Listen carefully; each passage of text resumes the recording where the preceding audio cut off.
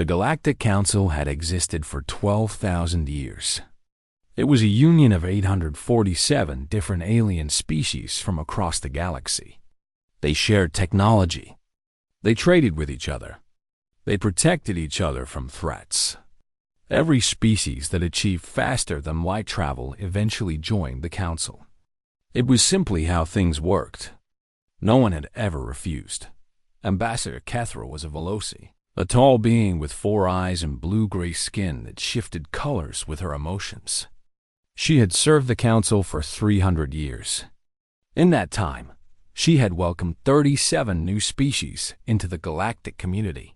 She was considered the best diplomat in known space. When the Council detected a new species achieving faster than light travel in a distant arm of the galaxy, they sent her. The journey took 4 days at maximum speed. Kethra used the time to study everything the Council knew about these new beings. They called themselves humans. They came from a small blue planet orbiting a yellow star. They had only discovered faster than light travel 8 years ago. By galactic standards, they were infants. Kethra arrived at the edge of their solar system with 6 diplomatic vessels. Each ship broadcast peace signals on every known frequency. This was standard protocol. New species were often nervous about first contact. The peace signals helped calm them. What happened next surprised her. A single human ship approached her convoy. It was small and crude compared to Council vessels. The hull was thick and angular, built for durability rather than elegance. A woman's voice came through the communication channel. "Unknown vessels, this is Captain Maria Santos of the Earth Defense Force. Please state your intentions." Kethra felt a wave of relief. The humans were not panicking. They were not firing weapons. They were simply asking questions. This was a good sign. "Captain Santos, I am Ambassador Kethra of the Galactic Council. We come in peace. We wish to welcome humanity to the galactic community." There was a pause. Then the human spoke again. "Stand by, Ambassador. I'm contacting Earth." Kethra waited. She had done this many times before. New species always needed time to process first contact. Some panicked. Some celebrated. Some needed days to decide how to respond. She was patient. After 2 hours, the human captain spoke again. "Ambassador, you are cleared to approach Earth. A representative will meet you in orbit." The journey to the human homeworld took only a few minutes. Kethra spent the time looking at the planet through her ship's sensors. It was a beautiful world. Blue oceans covered most of the surface. Green and brown land masses held billions of life forms. The humans had built stations in orbit around the planet, along with bases on their moon. For such a young species, they had accomplished much. A shuttle docked with her diplomatic vessel. A human woman came aboard. She was smaller than Kethra, with dark hair and calm brown eyes. She wore a simple gray uniform with no decorations. "Ambassador Kethra, I am Laura Price. I speak for Earth in matters of galactic affairs." Kethra performed the traditional council greeting, touching her 4 hands together in a gesture of peace. "Laura Price, it is an honor to meet you. I bring greetings from the Galactic Council and an invitation for humanity to join our community." Laura nodded politely. "Thank you, Ambassador. Please, tell me about this council." Kethra was happy to explain. She described the council's history, its structure, its laws. She explained how member species shared technology and protected each other. She described the trade routes that connected thousands of worlds. She painted a picture of a galaxy united in peace and cooperation. Laura listened without interrupting. Her face showed nothing. She asked a few questions about specific details. She accepted the data packet containing the Council's charter and regulations. When Kethra finished speaking, Laura was quiet for a long moment. "This is very generous," Laura said finally. "The Council sounds like an impressive organization." Cathra felt her skin shift toward a pleased yellow color. It is. Membership will bring humanity many benefits. Protection from threats. Access to advanced technology. Trade with hundreds of species. A voice in galactic governance. We welcome all species who achieve faster than light travel. Laura nodded slowly. I understand. And we appreciate the offer. Wonderful, Cathra said. We can begin the membership process immediately. There is a provisional period of 50 years, during which humanity will learn council laws and customs. After that, you will become full members with all rights and privileges. Ambassador, Laura said, her voice still calm, I think there has been a misunderstanding. Cathra's skin flickered with confusion. A misunderstanding? We appreciate your offer.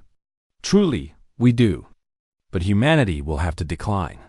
The words did not make sense. Cathra's translator checked itself 3 times. The meaning remained the same. Decline? Cathra repeated. I do not understand. We are grateful for your visit, Laura continued. And we wish the council well, but we are not interested in membership at this time. Cathra stared at the human. In 300 years of diplomatic service, she had never heard these words. Species asked for better terms. They negotiated. They requested time to decide. But no one simply said no. Perhaps I did not explain clearly, Cathra said. Membership is free. There is no cost. You receive protection, technology, trade access, and political representation. Every species benefits from joining. Laura smiled. It was a kind smile, but firm. You explained very clearly, Ambassador.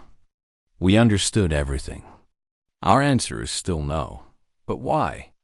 Cathra asked. The question violated diplomatic protocol. She was supposed to remain calm and professional, but she could not help herself. Laura's expression softened slightly. That is a complicated question, Ambassador. One that I cannot fully answer right now. But please believe me when I say that this decision was not made lightly. We have discussed it carefully.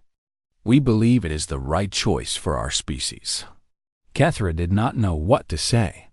She had no protocol for this situation. No training had prepared her for a species that simply refused. Will you at least consider the offer? She asked finally. Take time to review the data packet. Discuss it among your leaders. We will review the information, Laura agreed. But I would not expect our answer to change. The meeting ended shortly after. Cathra returned to her convoy in a daze. Her crew looked at her with confusion as she walked to the bridge. Ambassador? Her aide asked. How did the meeting go? Cathra sat in her chair and stared at nothing. They said no, she whispered. The convoy returned to council space in silence. Cathra spent the entire journey trying to understand what had happened. She reviewed the meeting 100 times. She analyzed every word, every gesture. She found nothing that explained the human's behavior. When she finally reported to the council, the chamber fell into chaos. 800 species demanded answers. Cathra had none to give. For the first time in 12,000 years, a species had refused to join the Galactic Council. No one knew what it meant, but everyone was afraid. The news spread through the Galactic Council like fire through dry grass. Every species heard about the humans who said no. Every leader demanded explanations. Every diplomat offered theories. None of them made sense. High Arbiter Molden of the Kreth Collective called an emergency meeting. The Kreth were ancient beings, older than most species in the Council. They had seen civilizations rise and fall. They had witnessed wars that burned across entire star systems. But they had never seen anything like this.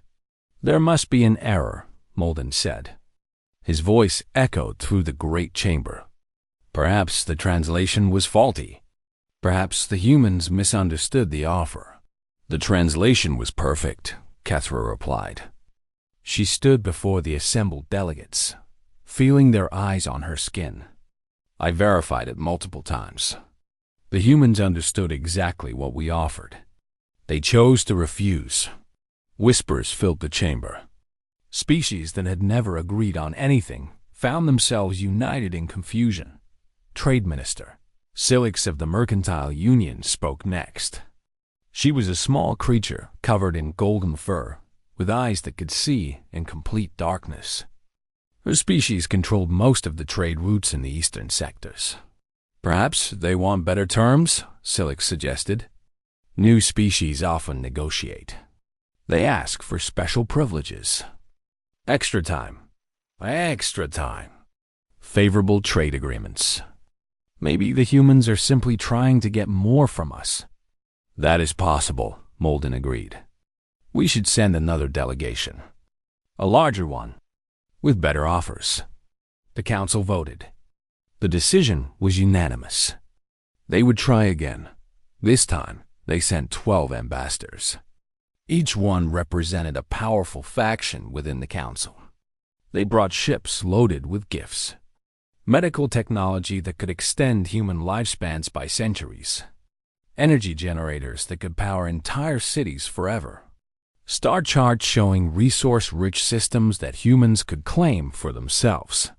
Admiral Kevin Blake met them at the edge of the solar system. Kevin was a military man. He had served in Earth's defense forces for 30 years.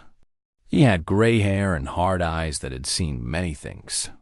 His ship was called the Resolute, and it lived up to its name. Delegation from the Galactic Council.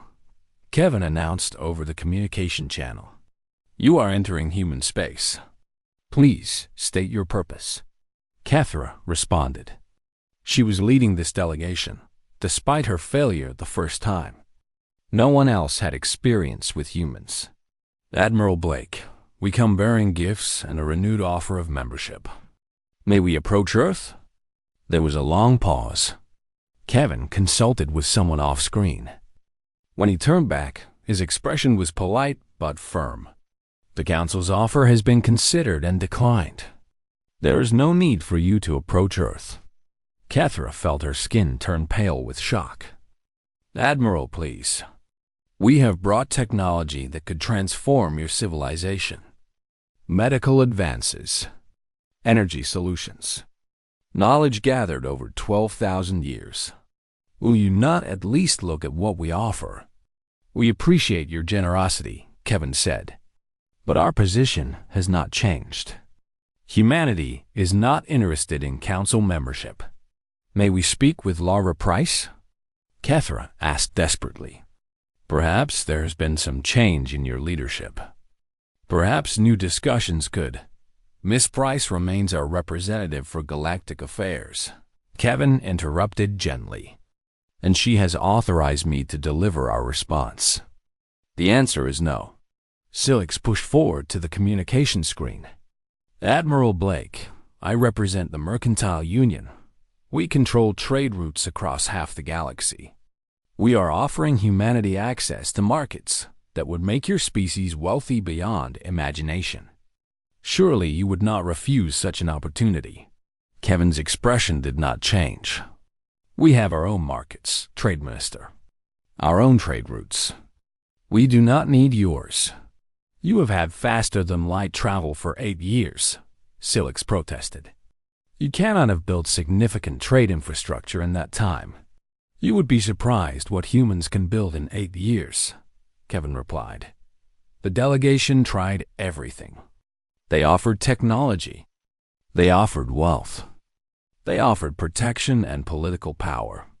Each offer was politely refused. Finally, War Marshal Dex of the Dominion spoke. He was a massive creature, covered in thick armor plates. His species had been warriors for millions of years. They respected strength above all else. Human, Dex rumbled. You are young and foolish. The galaxy is dangerous. There are threats you cannot imagine. Without the Council's protection, your species will be destroyed. Kevin looked at the War Marshal. Something flickered in his eyes. It might have been amusement. Is that a threat, War Marshal? Dex's armor plates shifted with irritation. It is a warning. A friendly warning. The Council wishes to protect you. Why do you refuse our help? Because we do not need it, Kevin said simply. The delegation returned to Council space empty-handed. Their gifts had been refused. Their offers had been rejected. They had learned nothing about why the humans behaved this way. In the Great Chamber, fear began to replace confusion. They are planning something, Dex declared. No species acts this way unless they intend conquest. They are building their strength, preparing for war. That is ridiculous, Kethra argued. They have had faster-than-light travel for 8 years. We have had it for 12,000. They cannot possibly threaten us. Then, why do they refuse our friendship? Dex demanded. Why do they reject every offer? What are they hiding? No one had answers. The Council met again and again. They analyzed every piece of information about humanity. They studied human history, human culture, human psychology. They found a species that had spent its entire existence fighting each other, fighting nature, fighting for survival. They are aggressive, one analyst concluded. It is in their nature. They do not understand cooperation. Then, we must teach them, Molden said. We must show them the benefits of working together. The Council prepared a third delegation. This time, they would not just offer gifts. They would offer warnings. They would show humanity the dangers of the galaxy. They would make the humans understand that alone they could not survive. But deep in the minds of every Council member, a terrible thought was growing. What if the humans already knew the dangers? What if they simply did not care? What kind of species looked at a hostile universe and chose to face it alone? The question haunted them, and in the dark spaces between stars, humanity continued to build, to grow, to prepare. For what? No one knew, but the Council was beginning to fear the answer. Panic had consumed the Galactic Council completely. Emergency sessions ran day and night. Leaders argued until their voices failed. Intelligence operatives tried everything to understand the humans. They sent spy ships. They intercepted communications. They analyzed every scrap of data they could find. None of it helped. The humans were not building weapons of conquest. They were not preparing for war. They were simply living, building colonies, establishing trade routes within their own territory, developing their own technology, growing stronger every day. They are preparing for something. War Marshal Dex insisted at yet another emergency meeting. No species acts this way without a reason. They must be planning to attack. They have made no aggressive moves, Kethra countered. She was exhausted. Her skin had turned a permanent shade of worried gray. In 5 years of contact, they have never threatened anyone. They have been polite at every meeting. That is what concerns me, Dex growled. They are too calm, too confident. They act like they know something we do not. Perhaps they do, said a quiet voice from the back of the chamber. Everyone turned. The speaker was an ancient Veloci named Krathnul. He had retired from diplomatic service centuries ago. He rarely spoke at council meetings anymore. But when he spoke, everyone listened. Perhaps, Krathnul continued, we have been asking the wrong question. What do you mean? Molden asked. Krathnul moved slowly to the center of the chamber. His 4 eyes were clouded with age, but his mind was still sharp. We have asked why humanity refuses to join us, he said. We have offered gifts. We have shown threats. We have begged and pleaded and demanded. But we have never asked what humanity sees when they look at us. The chamber fell silent. What do you suggest? Kethra asked. Send someone alone, Krathnul said. No delegation. No gifts. No warnings. Just one person asking honest questions. Perhaps then we will finally understand. The council debated for hours. Many opposed the idea. It seemed pointless. If large delegations had failed, how could a single diplomat succeed? But in the end, they had no better options. Cathra volunteered for the mission. She had failed 3 times already. She wanted to understand why she traveled to human space in a small, unarmed shuttle. No escort ships. No protection. Just herself and her questions. Laura Price met her at the same station where they had first spoken 5 years ago. The human woman looked exactly the same. Calm, confident, unafraid. "Ambassador Cathra," Lavra said warmly. "This is unexpected." "I am not here as an ambassador," Cathra replied. "I have no offers, no threats, no official position. I am here because I need to understand." Lavra studied her for a long moment. Something shifted in her expression. It might have been sympathy. "Would you like some coffee?" Lavra asked. Cathra did not know what coffee was, but she accepted. They sat in a small room with windows looking out at the stars. Lavra poured dark liquid into 2 cups and handed one to Cathra. "It is a human drink," Laura explained. "We find it comforting." Cathra tried it. It was bitter and strange, but she drank it anyway. "Ask your questions," Lavra said. Cathra set down her cup. "Why? Why do you refuse everything we offer? What do you want that we have not provided?" Laura was quiet for a long time. She looked out the window at the distant stars. "Can I be honest with you, Cathra? Not as a diplomat. Just as one person to another. Please."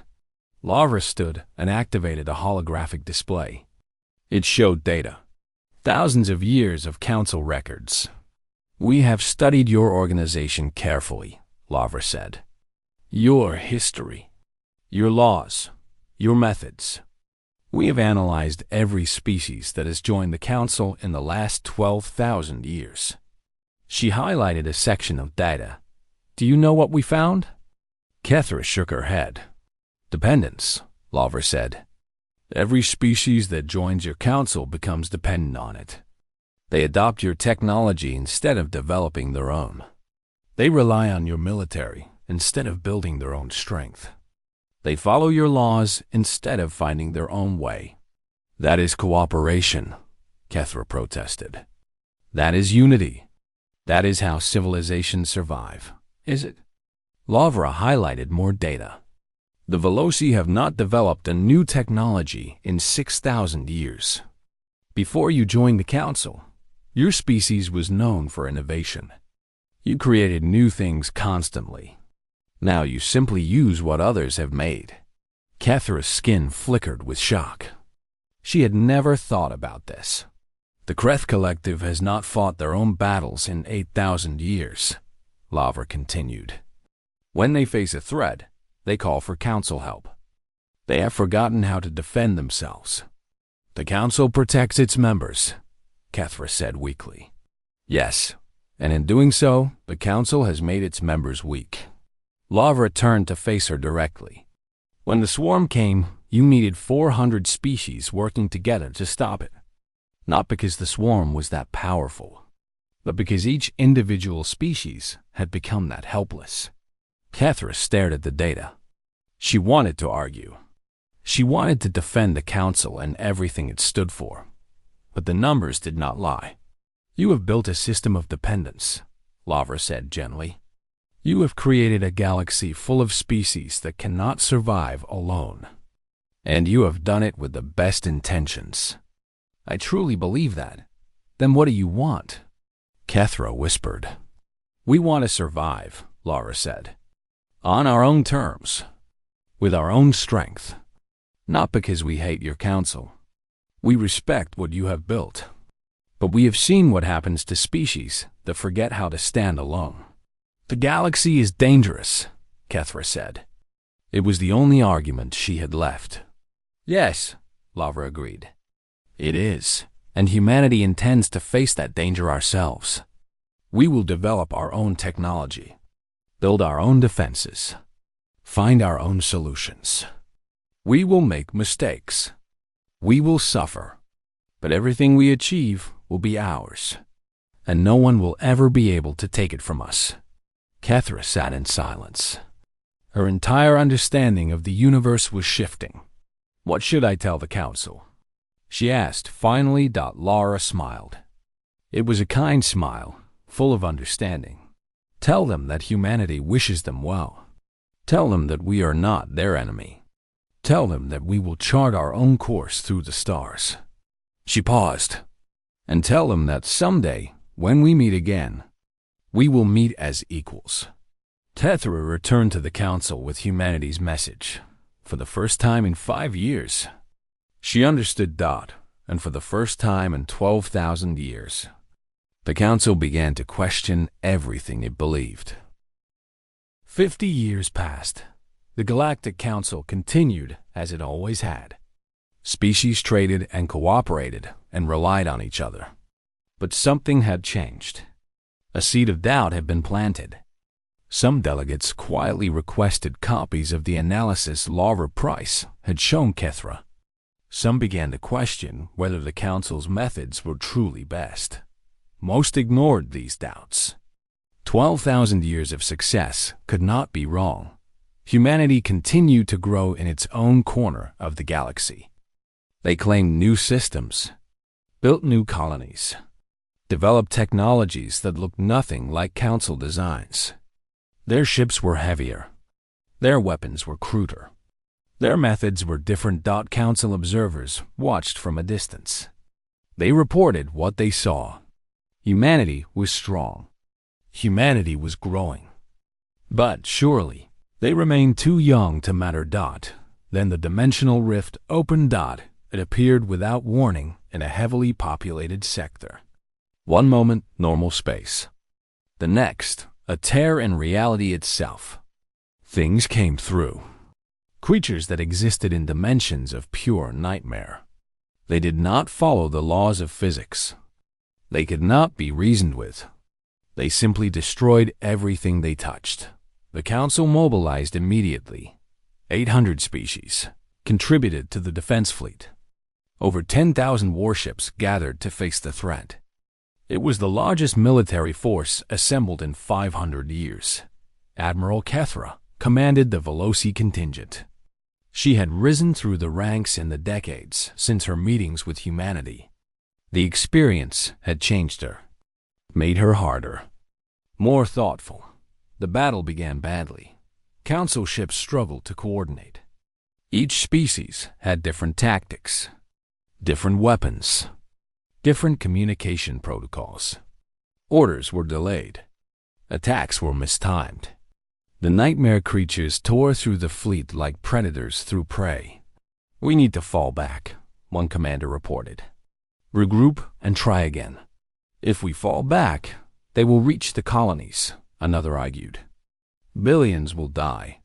Then billions will die. We cannot defeat them like this." Kethra watched her fleet burn. Ships she had served with for decades. Friends she had known for centuries. All of them dying because no one could agree on how to fight. Then the human ships arrived. 12 vessels. Just 12. They came out of faster-than-light travel in perfect formation. Their hulls were scarred from previous battles. Their weapons were already charging. Commander Daniel Hayes led the formation. He was middle-aged by human standards, with steady hands and eyes that had seen much. His ship was called the Defiance. "Council Fleet, this is Commander Hayes of the Earth Defense Force. We are here to assist." Kethra stared at the tactical display. 12 ships. Against nightmare creatures that had already destroyed hundreds. Commander Hayes, your assistance is welcome, but I do not see how 12 ships can change this battle. Watch and learn. Admiral, the human ships moved forward. They did not wait for orders. They did not ask for coordination. They simply attacked. Their tactics were unlike anything the Council had seen. They fought as individuals, but thought as one.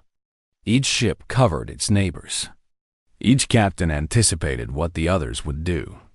They had trained together, fought together, bled together. They did not need orders because they already knew the plan.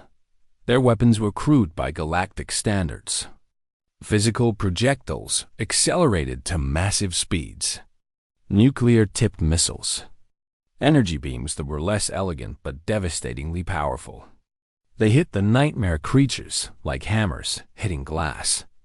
The creatures turned to face this new threat. They abandoned their attack on the Council fleet and focused on the humans. Daniel's ship took the lead. He flew directly into the heart of the enemy formation. His weapons fired constantly. His shields flickered and failed.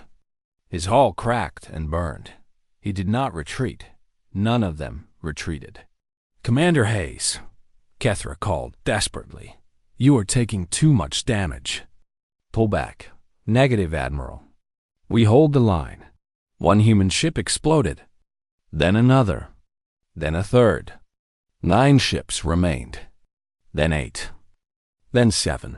But the nightmare creatures were dying too. The human weapons tore through them. The human tactics confused them. For the first time since the rift opened, the enemy was losing. The Council fleet watched in stunned silence. "They are insane," someone whispered. "No," Kethra said softly. "They are human." The battle lasted 6 hours. When it ended, the dimensional rift had collapsed. The nightmare creatures were dead or fled.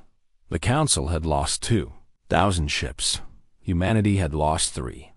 9 human vessels remained, floating among the wreckage. Their hulls were torn open. Their weapons were empty. Their crews were exhausted. But they were still there. Kethra flew her personal shuttle to the Defiance. The ship was barely holding together. Atmosphere leaked from a dozen breaches. Fires burned in multiple sections. Daniel Hayes met her at the airlock. He was covered in burns and blood. His uniform was torn, but his eyes were still steady. "Admiral Kethra," he said. "Good to see you again." Kethra looked at him, at his ship, at his crew, who were already working to repair the damage, already preparing for the next battle. "How?" she asked simply. Daniel smiled. It was the same smile Laura Price had given her 50 years ago. Confident, understanding, human. "We learned to fight alone," he said. "To think alone. To survive alone. When you depend on others, you become weak. When you stand on your own, you become strong. Your ships were outnumbered 100 to 1. Numbers do not win battles. Will wins battles. Training wins battles. The willingness to die for something greater than yourself wins battles." Kethra looked at the wreckage floating around them. Council ships destroyed because they could not coordinate. Human ships destroyed because they refused to give up. "The Council has protected species for 12,000 years, she said. "We have kept the peace, preserved civilizations. You have kept species alive," Daniel agreed. "But you have not let them live. There is a difference." Kethra was quiet for a long moment. "What happens now?" she asked. "Now you decide," Daniel said.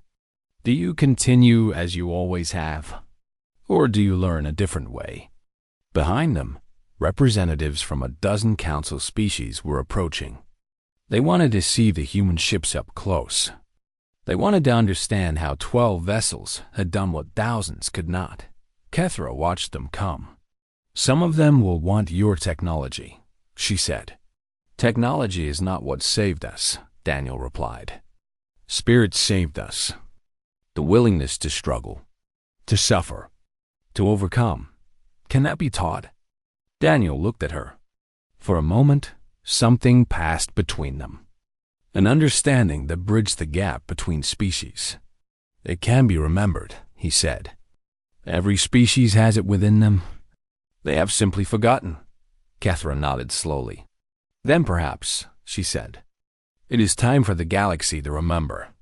Daniel smiled, and somewhere across the stars, On a small blue planet orbiting an ordinary yellow star, humanity continued to walk its own path, alone, unbowed, forever reaching toward the next challenge, because that was what it meant to be human. And now, finally, the galaxy was beginning to understand. Daniel Cole had not slept in 3 days. He sat in his captain's chair aboard the Resolute, staring at the stars through the main view screen. His crew moved quietly around him, afraid to speak, afraid to disturb whatever was happening inside their captain's mind. The Resolute was the largest ship in the human fleet. It was half a mile long and carried enough firepower to destroy a small moon. Daniel had commanded it for 7 years. He knew every corridor, every system, every crew member by name. This ship was his home, but right now, he could not feel anything except the cold emptiness where his heart used to be. His mother had always been his anchor. Even when his father was alive, it was Maggie who held the family together. She was the one who remembered birthdays, who sent care packages across the stars, who called every Sunday no matter how far away he was stationed. She was the one who told him she was proud of him when he got promoted. She was the one who cried at his wedding and held his daughter the day Lavra was born. Now she was gone, killed by some Velrath commander who probably did not even know her name.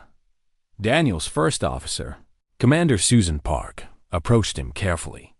She was a small woman with short gray hair and sharp eyes. She had served with Daniel for 15 years. She had never seen him like this. "Captain," she said softly, "Earth Command has responded to your message." Daniel did not move. "What did they say?" Susan held out a tablet. "Protocol 7 has been authorized. You have full authority to act as you see fit." Protocol 7. Daniel had helped write that protocol 20 years ago. It was meant for the worst-case scenario, the situation no one wanted to think about. It gave a commanding officer permission to act independently in response to an act of war against civilian personnel. No one had ever used it before. No one had ever needed to. Daniel took the tablet and read the message. It was short, just a few words from the Joint Chiefs, the highest military authority in human space. Authorization granted. Godspeed, Captain. He closed his eyes for a moment. When he opened them again, something had changed. The grief was still there, but it had been joined by something else. Purpose. "Set course for New Montana," he said. His voice was calm and steady, the voice his crew knew and trusted. "Best speed." Susan nodded. "Yes, sir." "And when we arrive?" Daniel stood up from his chair. He straightened his uniform and looked around at his bridge crew. These men and women had served with him through everything. They had followed him into danger a dozen times. They would follow him again. "When we arrive," Daniel said, "we're going to teach the Vorath Empire what happens when you kill a human grandmother, 3,000 light years away." Lieutenant Commander Laura Cole received the news in a very different way.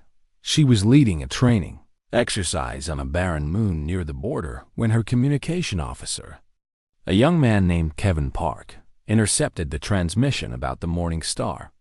Kevin was Susan Park's nephew, and he had been with Ghost Squadron for 2 years. He knew Lavra well enough to be afraid of telling her. Lavra was running through a combat simulation when Kevin found her.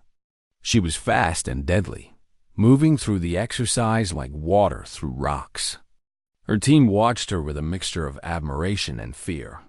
Lavra Cole was only 28, but she had already become a legend in special operations.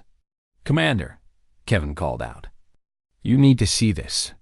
Lavra finished the simulation with a perfect score before walking over to him. She was breathing hard, but her face was calm. "What is it?" Kevin handed her the tablet without speaking. He watched her face as she read the report. Laura did not cry.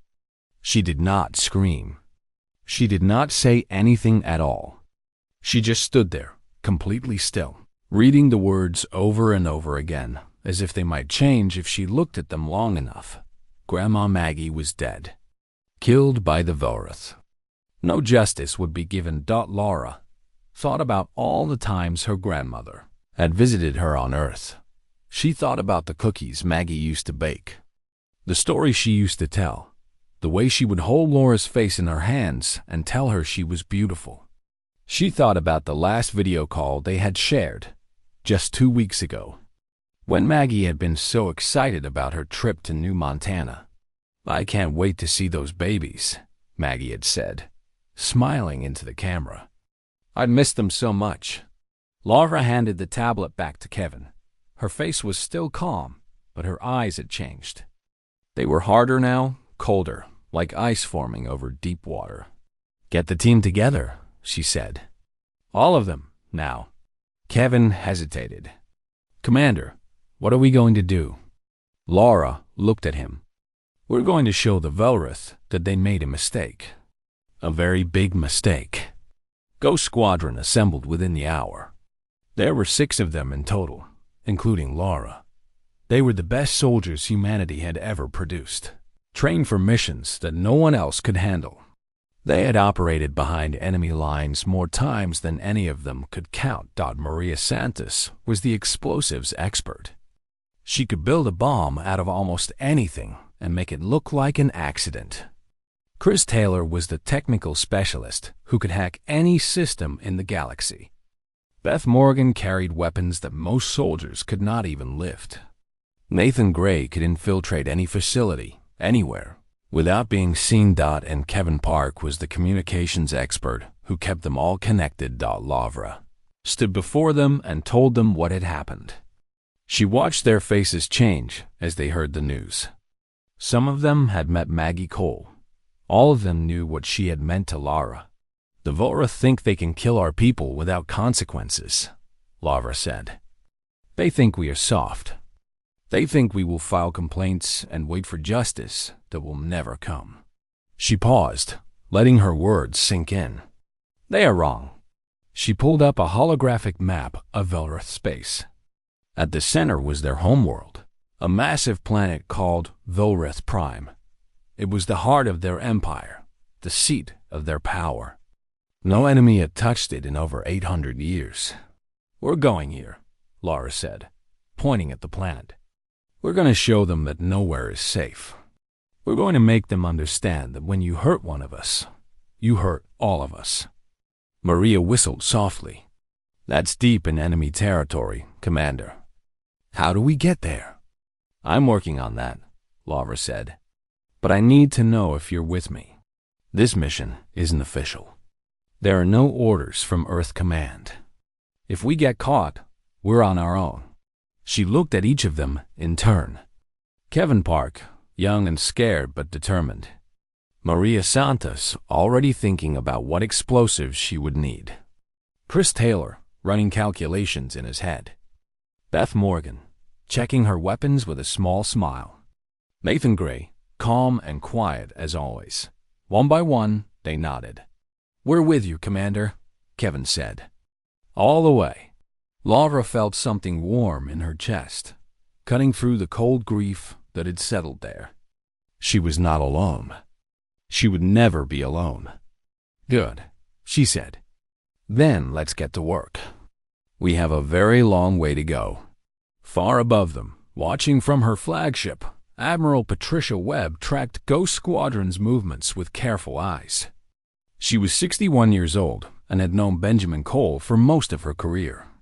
She had watched Daniel grow from a young officer into a legendary captain. She had held Laura as a baby. The Cole family was special to her. They always have been. When she saw where Ghost Squadron was heading, she understood immediately. She could have stopped them. She could have ordered them back. She had the authority to do so. Instead, she deleted their flight plan from the official records and went back to her work. Some things, she decided, did not need to be written down.